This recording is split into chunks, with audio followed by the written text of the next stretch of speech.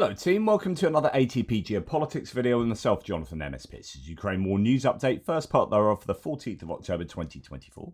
Let's get straight to where we normally start. Ukrainian General Staff figures for the Russian losses for the day before. All the usual caveats apply, and you can find them in the description to the video below.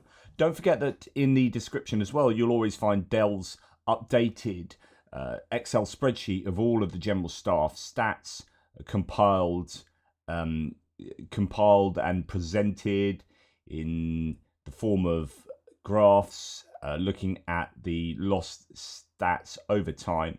In the raw data sheet, the first one in the workbook, just remember that on the latest day, so this is the 14th of October 2024, you can look at the coloration of each individual plus, so that's the daily addition on top of the running totals. So the plus, the personnel plus, tanks plus, APV plus, artillery plus, that's what's added today.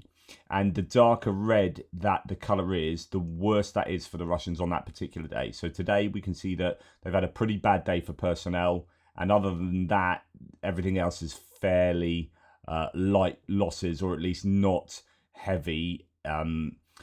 Vehicle and fuel tanks, 38 is over the daily average, but it's not too bad. So yeah, it just gives you a really quick sense of where these stats are compared to the daily averages. And of course, you can go and look at the finer detail, the 7-day and 30-day rolling averages, the average, the mean average, the median and mode averages, and record daily highs. So it's all there for you. Please go and check out Dell's stats. He does an amazing job. Okay, 1,260 personnel lost is, as mentioned, pretty high. That's a bad stat for the Russians, but 4 tanks is not huge. 19 troop-carrying AFVs is pretty much on the daily average. If we go to troop-carrying AFVs, we see that 18.56 is the daily average, so 19 is pretty much that.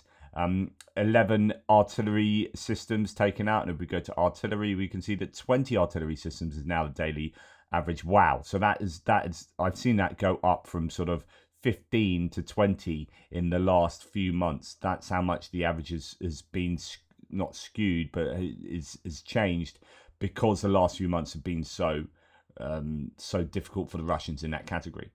But anyway, today 11 artillery systems is almost half the daily average. So that is a low day in that category. No MLRS, no anti-aircraft warfare systems. Very low drone numbers, actually. 38 vehicles and fuel tanks is fairly low, even though it's above the daily average compared to what we have seen recently. It's fairly low. And 2 pieces of special equipment likewise, but that's quite a variable category. So a much quieter day apart from in personnel losses. That could be because the weather is changing. We have seen it's a little bit wetter along the front lines. That might have affected the stats here. It could be that as the weather changes, you get more cloud cover, and more cloud cover means it's difficult for the drones to do their things, and that could be a thing. So don't forget, I mean, I often do forget this, but don't forget that the weather can play a really important part in what either does or doesn't happen on the front line. Right, we've got 2 Andrew Perpetua loss lists. We're going to go through the one for the 12th of October first. It's about parity there.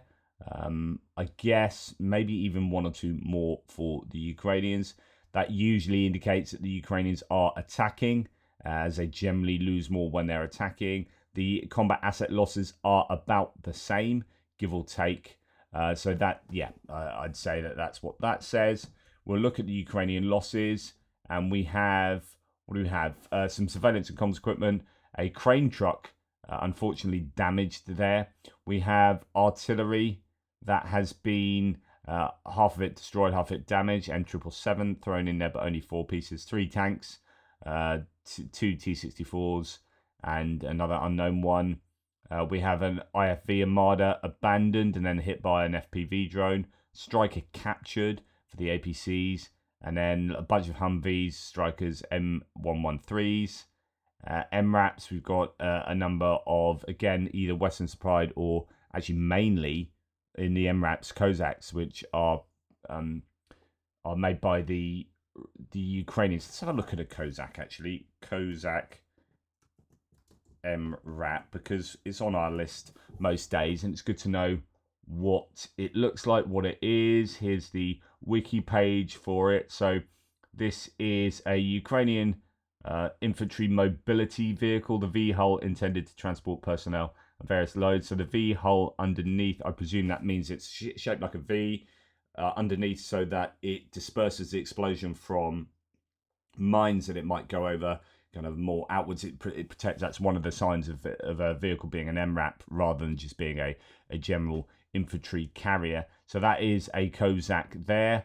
That's what it looks like with the typical pixelated paint job, and that's what we are seeing being destroyed a number of times because they are now cycling through their own vehicles as well as Western ones, and they're mainly these IMVs, infantry mobility vehicles. So all of these, if you look at them, Armada, Striker, Humvee, M113, M113, Striker, Humvee, Humvee, Humvee, Kozak 7, MRAP, Kozak, Kozak, Kozak. Okay, so that is 100% either indigenously manufactured or Western supplied. And that's good. They're using the better equipment now. They've cycled through, it seems, most of their Soviet era equipment, or they are choosing to use better equipment over and above the Soviet equipment. For the Russian losses, we've got some electronic warfare equipment.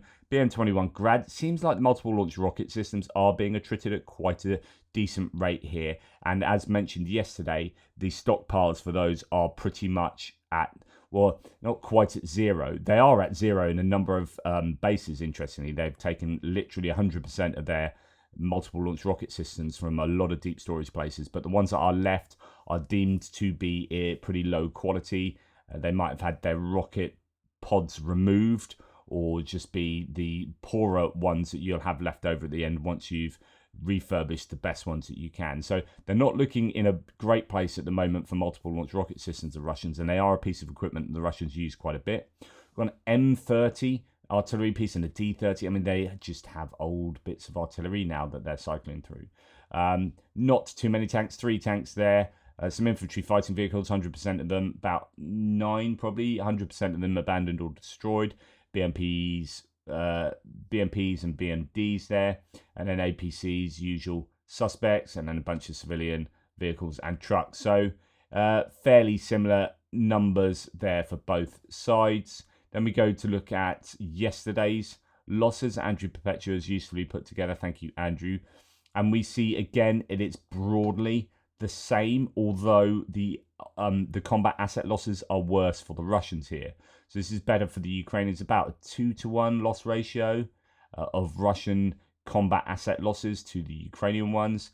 And then Ukrainians actually losing more civilian vehicles than the Russians, and that's why the eventual numbers are parity. We look at the Ukrainian losses first, as we always do. Some Starlink and comms equipment at the top. Not too worried about that. 6 pieces of that, and that might kind of skew the stats. Yeah, it skews the stats a little bit. And a UGV, again, not too worried about that either. Artillery pieces, we've got a Bogdana, that's the one that they make themselves. That is destroyed. We've got a damaged Archer. Interestingly, very severely damaged, will require extensive repairs in the factory.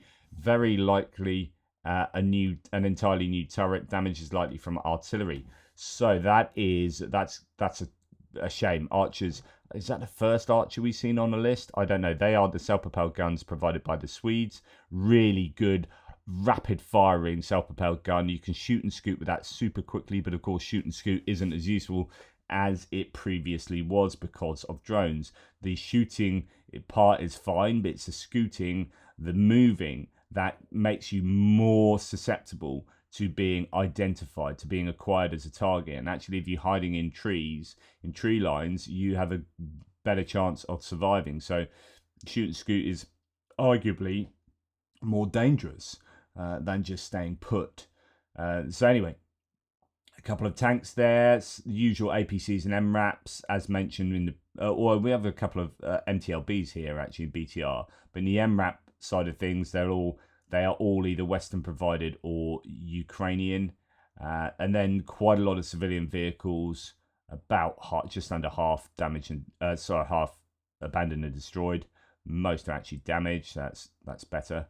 And then when we come on to the Russian losses, we have a recovery vehicle, MT-12 Rapira, that's an anti-tank gun, and then actually really good stats for damaged and destroyed. It's 100%.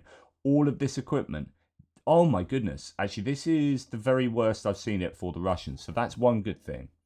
Goodness me, this is quite, yeah, that is Control 0. Oops. Oh, well done, Pierce. That's what happens when you can't feel your fingers and you press every single button. So if we look at the Russian losses here, from top to bottom, they are brown and black. The only one that's damaged is a civilian, or is an unknown vehicle, actually. But everything else is destroyed or damaged, and that is insanely good stats there for the Ukrainians. So when you have a 2-to-1 combat asset loss, Russian to Ukrainian, and all of them are destroyed, whereas actually, well, I have to say most of the combat asset losses are abandoned or destroyed for the Ukrainians, but there's still some damage in there. This is just much better for the Ukrainians. All of those civilian vehicles destroyed, and trucks and ATVs. Okay. So we have a range of tanks here, quite a few tanks, about eight of them, T-72s, track guard and sheds, mine rollers, T-62s. Got a load of infantry fighting vehicles, BMP-2s and 3s and BTRs, MTLBs and BTRs for armor personnel carriers, the usual suspects, a bunch of trucks, not too many trucks, and then quite a lot of civilian vehicles and a few ATV buggies thrown in. So that is challenging for the Russians there in terms of the equipment they have irretrievably lost. Sorry. Quite a lot of talk last night going on with this. Tim White says, and I'm speaking to Tim White at 2 o'clock UK time today, so check that one out. One big story so far today, while the Kremlin traitors get traitors to burn cars in Ukraine, so this is using the dark web to get people, paying them in Bitcoin or whatever to go and burn SUVs and whatnot, military SUVs in cities. In Russia overnight, a huge Tu-134 military transport planes are the sort of one that takes military, high-ranking military personnel and whatnot. That's been burnt down and destroyed. Ukrainian Intel publishes this video of the fire at the Orenburg 2 airfield, about 1,300 kilometers from the front line. Actually, there's quite a few videos on this now. If we just put T-134 into the search, you'll see all the latest ones giving, fire from a distance as well. This is the HUR, or the GUR, depending on the transcription, which is the Ukrainian intelligence. The Soviet-era aircraft are used for transportation of, says War Translated, the senior staff of the Ministry of Defense of the Russian Federation. Loads of this video getting shared. That's from it close up. There's another one, from a distance as well. You can see it there. Tu-134 burns down at a military facility. So the Orenburg 2. Trying to find that other video of the fire from a distance, but it doesn't seem to be shown by these particular videos. Anyway, that's what it would look like, and you can see the nose of that plane. That's what that video shows you at the beginning, with kind of fire inside it. There it is. There's that nose there, and fire is inside the plane. There is another video of it from afar burning, but anyway, good news for the Ukrainians there. That's it, something like that. That's one, but that's a screen grab of a zoomed in part of that. But anyway, good news for the Ukrainians. Right, I thought this was an interesting video. I'll pause it though. It's lots of people riding on motorbikes. No Report says, with Russian forces increasingly focusing on moped attacks, Ukrainian FPV operators are also increasingly focusing on repelling them. This is a whole montage of just one after another motorcyclists being hit, sometimes with two people on board, by these FPV drones.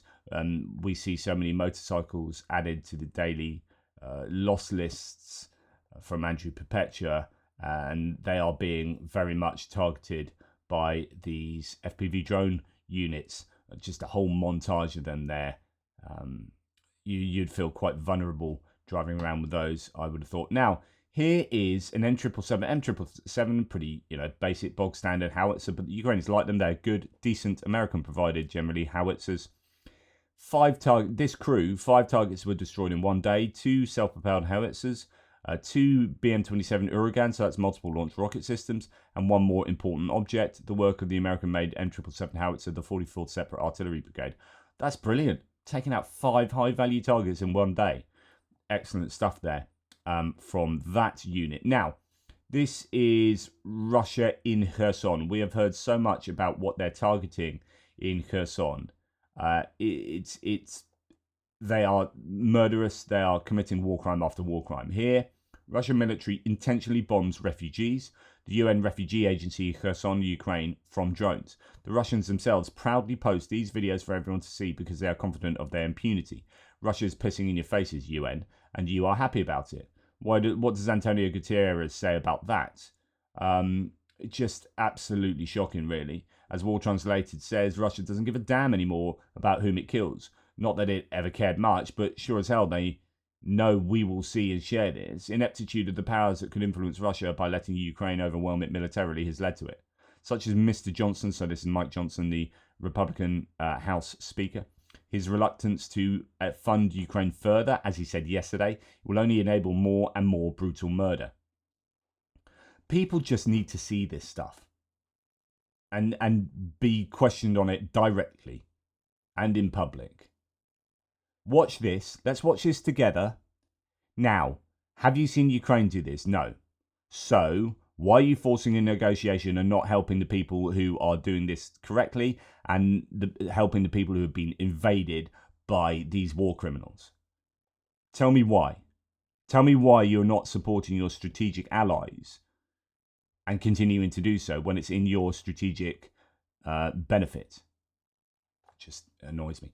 Okay, last night, incredibly quiet night in terms of drones. So Ukrainian channel reports, in fact, most sources today are reporting that for the first time in 48 days, last night there were no Russian Iranian Shahid drones launched towards Ukraine.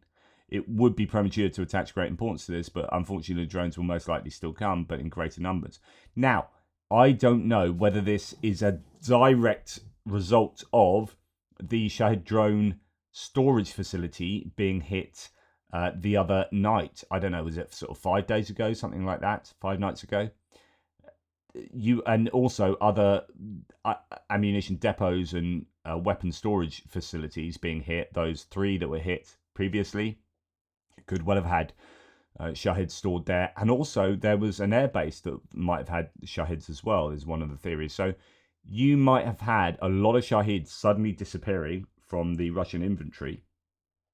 And last night being the first night in 48 days, why would that be? Why would they just take a break unless they had to? As I always say, you would if you could. If you aren't, then you can't. So there seems to be no reason that they'd suddenly take a night off. It's not like, we should do it tonight, but I don't know, I'm off down a pub to play snooker or whatever. Not you play snooker in a pub. Come on, Pierce, sort it out. But you get my point. Is that they're not going to randomly take a night off. They would think successfully utilizing their drones on a mass scale every single night.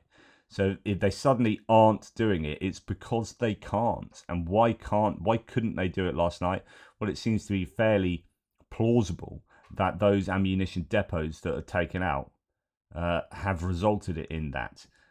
Anyway, overnight Russian artillery, though, attacked yet another postal office. So another posta was destroyed in Kherson. So not only is the refugee site taken out in Kherson by FPV drone, or actually IED dropping drones, but we have the post office in Kherson. Kherson is being so... it's just heartbreaking to see what's happening there. I was speaking to Pierre when he popped round the other day, and I went to Kherson. I spent 2 nights there separately, and that was when I wore my body armor. We had to go in dark at night, and I said to him, I don't think, because I'm hoping to go back to Ukraine. It's going to be next year now, but I was saying I don't think I'd go back to Kherson. I think the amount of drones going around, you're inviting something to happen, something horrible to happen. Horrible situation there, and that's just the murderous activity of those Russian drone pilots. And and indeed artillery units. Right, what are we going to look at here? So this is a Chryso Wiki thread talking about how Russia has accidentally bombed itself at least 128 times with aerial bombs since March 2024. So that's this year. So it's since March this year, according to figures compiled by Astra. The repeated incidents may indicate widespread problems with its bombs, its aircraft, or its pilot training, or all three.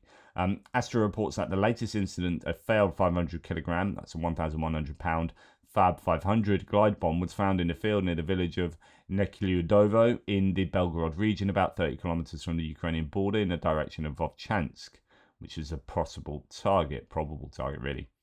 According to Astra, this is at least the 128th bomb that has fallen on Russia or Russia-occupied territory between March and October this year, after Russia began fitting Soviet-era bombs with UMPK guidance kits to provide them with wings and satellite guidance. Fab 250 and Fab 500 bombs have been the most common failures, although this may represent the frequency with which they have been dropped rather than the likelihood of their failure.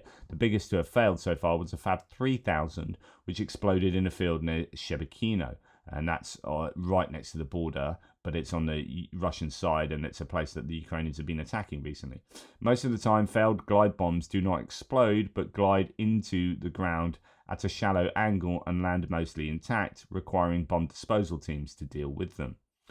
On some occasion, bombs have fallen on populated areas. In April 2023, 7 people were injured and 31 houses and 10 cars were damaged when a Russian aircraft accidentally dropped 2 Fab 500s on Belgorod city, one of which didn't explode. See the video at the start of the thread. It's unclear why Russia is having so many problems with its bombs, but it may indicate a combination of poor pilot training, faulty equipment, and poor maintenance. Glide bombs are nonetheless a real and serious threat to Ukraine's forces. Absolutely. It's the single biggest threat at the moment to Ukraine.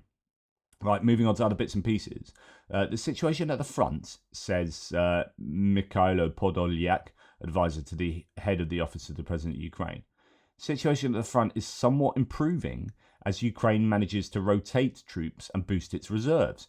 So this could be, one, we are seeing some slight slowdowns in certain areas, although there are flare-ups in other areas. So I'm just all over the place with what I think is going on the front line at the moment, because it's all going on, and yet in some places it's relatively quiet. So he says, he warns that without additional support, the war could drag on for years, weakening the global standing of Western nations, which is absolutely true and obvious. But it is, I think there might well be reserves starting to filter in and rotate these units out of the front line. It's interesting to hear that, and I was watching reporting from Ukraine's video this morning talking about a counterattack in the Kursk area, the Ukrainian counterattack on the western side of the salient, where the Russians have been really heavily attacking, and they've made this salient into Ukrainian territory, but the Ukrainians are trying to cut it off and therefore cut off all of these Russian troops. But they were saying, 30 to 50,000 troops there now, and they have pulled them from Chasiv Yar and Toretsk, New York area, as well as other places. And actually, those are the places. Toretsk is horrific, but actually the Russians have stopped making the kind of gains that they were making there. And in Chasiv Yar, they haven't made any gains there for, months now. Those two areas, I think, when you're saying, Kursk hasn't succeeded, I'm obviously an advocate that it has been an exceptionally good thing for the Ukrainians to have done. And I think the evidence is that, Pokrovsk might not have been affected, they might not have drawn troops away from there, but of course they're not going to draw troops away from the one place that they're doing the best. But all these other places, Chasiv Yar was supposed to have been lost by the end of summer. It hasn't been. It is basically still completely intact, other than the canal micro-district on the eastern side of the canal, which, you give that up and use a canal as a defensive line. They've done that, and the Russians have not got any further. That was supposed to have been one of the big Russian objectives for their kind of offensive period. And they have failed there, and they failed there predominantly, I would argue, because of Kursk. So I think Kursk is a really good idea. Anyway, interesting, there could be some rotations taking place now. Obviously, pinch of salt and all that. Now, Starlink terminals, and Washington Post article is still doing the rounds. Starlink terminals help Russia advance on the front lines and capture Vuhledar, according to the Washington Post. So illegal Starlink terminals also allow Russians to use satellite internet to improve coordination during assaults, conduct more drone sorties, target Ukrainian soldiers with precision artillery fire. I don't know why Russia, that's under sanctions, is still able to use these Starlinks. And okay, they can get them on the black market, but surely, if Elon Musk wanted to, he could stop those particulars. He could geofence certain areas. I don't understand how this is allowed to continue. And I don't understand, well, I do understand why Elon Musk allows this himself to continue, because he's a Russian stooge.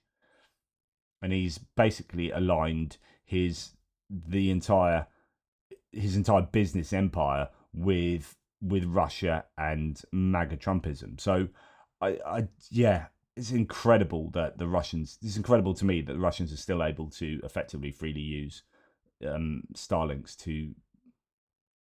to commit their military objectives.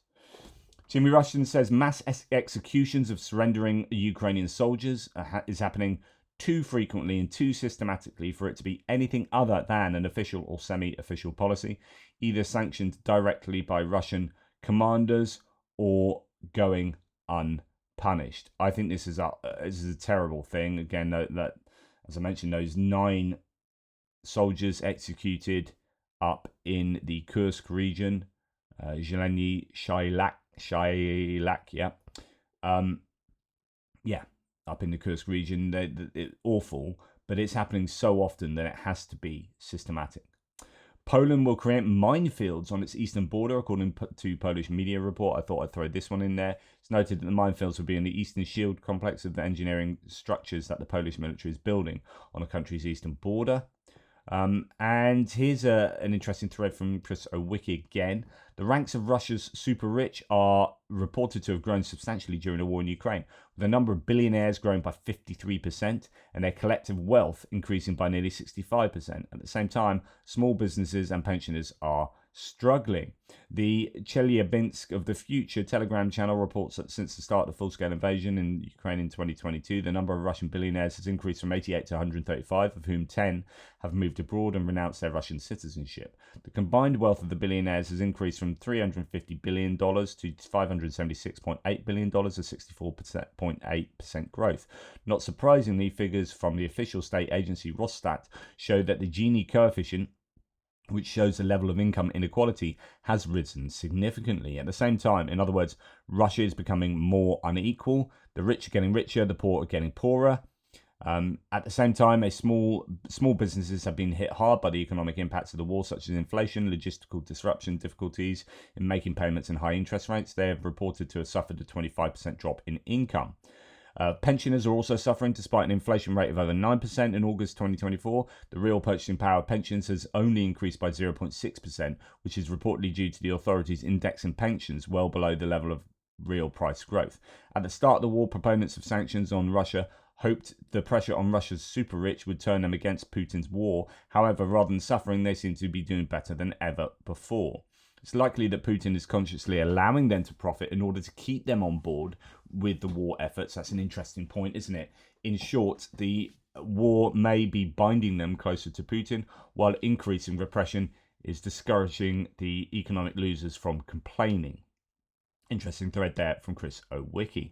And finally, War Translated's Dmitry says, fairly popular Russian official and volunteer Roman Alekin, who advises the governor of the Kursk region and became famous for his reports on the Ukrainian Armed Forces invasion, believed the fake tweet by Tim Walz about Hurricane Milton being created by the Russians and shared it on his Telegram account, which has 186,000 followers. So there's this fake Tim Walz tweet that says, I've received indisputable proof that Hurricane Milton was officially created by Russian scientists. They have somehow managed to alter Earth's gravitational field using the advanced technologies we know they possess. And this is now being spread by a whole bunch of Russian, interestingly, mill bloggers. He says, War Translated says, another one with 118,000 subs, an American politician from Harris's headquarters claims that Hurricane Milton was created by our scientists who changed the Earth's magnetic field for this purpose. And it's just a fake tweet. So One more, 228,000 subs. None of them bothered to check Tim Walz's account. So this is complete false, like it's a fake tweet. Tim Walz has clearly never said that. But you got Russians sharing, hundreds of thousands of followers sharing these claims that their own scientists have basically created the hurricane. So it's bad enough you got MAGA Americans claiming that the Democrats have done this, and now you've got Russians retweeting fake Democrat claims that the Russians have done. It's just nuts. It's like disinformation. Wow, we need to do something about disinformation. It is not helping our public discourse in any way. Okay. Thank you for watching. Really appreciate your support. Take care, everybody, and I'll speak to you soon.